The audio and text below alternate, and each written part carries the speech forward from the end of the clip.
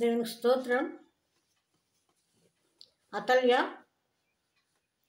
రెండవ రాజుల గ్రంథము 11వ అధ్యాయము 1 నుంచి 16 వరకు,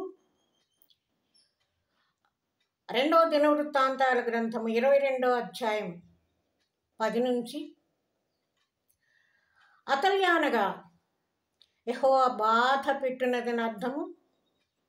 యూదా ఇశ్రాయేలు రాజ్యములను ఏలిన వారిలో ఈమె మాత్రమే రాణి, మిగిలిన వారందరూ రాజులే. ఈమె ఒమ్రీ మనుమరాలు, అహాబు యెజెబెలు యొక్క కుమార్తె, యెహోరాము భార్య, అహజ్యా తల్లి. ఈమె తాత అయిన ఒమ్రీలోని దుర్మార్గత, తండ్రి అహాబులోని అజ్ఞానము, తల్లి యెజెబెలులోని దుష్టత్వము అన్నింటినీ కలుపుకొని పుట్టినటువంటి స్త్రీగా ఈమె ఉన్నది. క్రీస్తు పూర్వము 843 నుంచి 847 వరకు ఈమె 6 సంవత్సరాలు పరిపాలన చేసింది.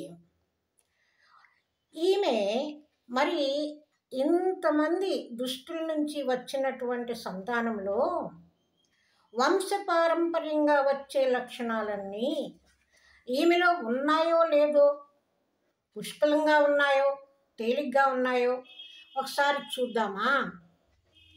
ఈమె తాత ఒమ్రీలోని దుర్మార్గత ఏమిటి, ఈయనేం చేశాడు? 1వ రాజుల గ్రంథము 16వ అధ్యాయం 25వ వచనంలో, ఒమ్రీ యెహోవా దృష్టికి చెడుతనము జరిగించి తన పూర్వీకులందరికంటే మరీ దుర్మార్గంగా ప్రవర్తించెను అని వ్రాయబడింది. అంటే ఈయన పూర్వీకులు కూడా దుర్మార్గులే. ఈమె తండ్రి అహాబు 1వ రాజుల గ్రంథము 16వ అధ్యాయం 30వ వచనము, ఒమ్రీ కుమారుడైన అహాబు తన పూర్వీకులందరినీ మించినంతగా యెహోవా దృష్టికి చెడుతనము కలుగచేసెను. అతల్య తల్లి యెజెబెలు 1వ రాజుల గ్రంథము 21వ అధ్యాయము 23వ వచనము. మరియు యెజెబెలును గూర్చి యెహోవా సెలవిచ్చినదేమనగా, ఇశ్రాయేలు ప్రాకారమునొద్ద కుక్కలు యెజెబెలును తినివేయును. దేవుని ఉగ్రత శాపము వీరి మీదనున్నది. ఈమె తాత, తల్లి, తండ్రి ఎవరిలోనైనా మానవత్వం కనిపిస్తున్నదా? వంశమే అలాంటిది. తరతరాలుగా దుష్టత్వం నిండిన వంశమే.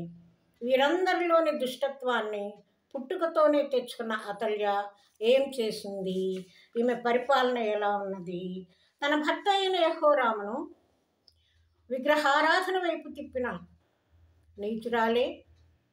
తన కుమారుడైన అహజ్యాకు మంచిని నేర్పకుండా దుష్టత్వమును నేర్పిన దుర్మార్గురాలు. దేవుని విడిచి అధికార దాహంతో కన్న బిడ్డలను చంపుకున్న కర్కసురాలు.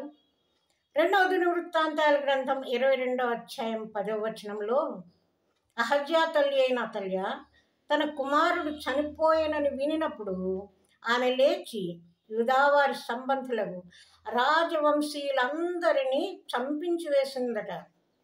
అతల్య కుమారుడు ఎలా చనిపోయాడు? రాజులు కదా, యుద్ధాల్లో చనిపోతుంటారు.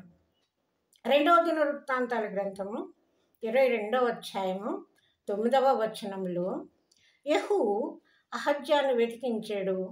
షోమ్రోన్లో దాగి ఉన్న అహజ్యాన్ని ఆయన దగ్గరికి తీసుకువచ్చారు. అప్పుడు అక్కడ అందరు కలిసి ఆయన్ని చంపేశారు.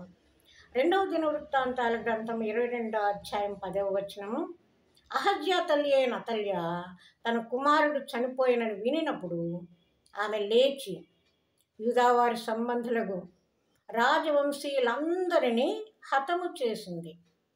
ఆమె దృష్టిలో ఇక రాజ్యాన్ని పరిపాలించడానికి ఎవరూ లేరు, నేనే చిరకాలము రాణిగా జీవిస్తాను అని అనుకున్నదేమో.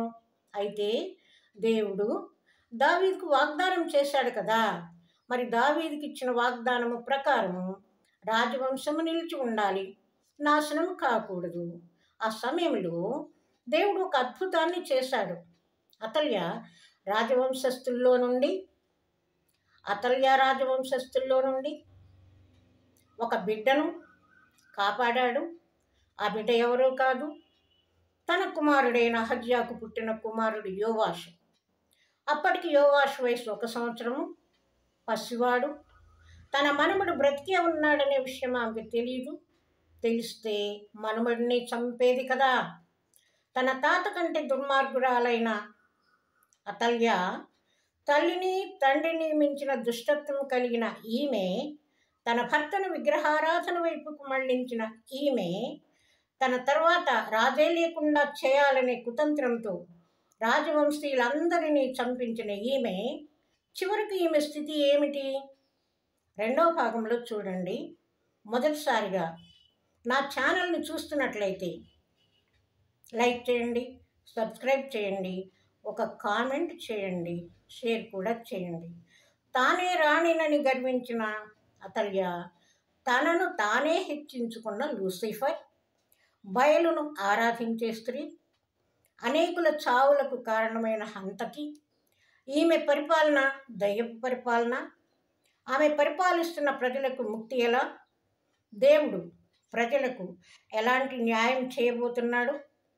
తీర్పులోనికి రాబోతున్న అతల్యాకి ఎలాంటి శిక్ష పడనున్నది?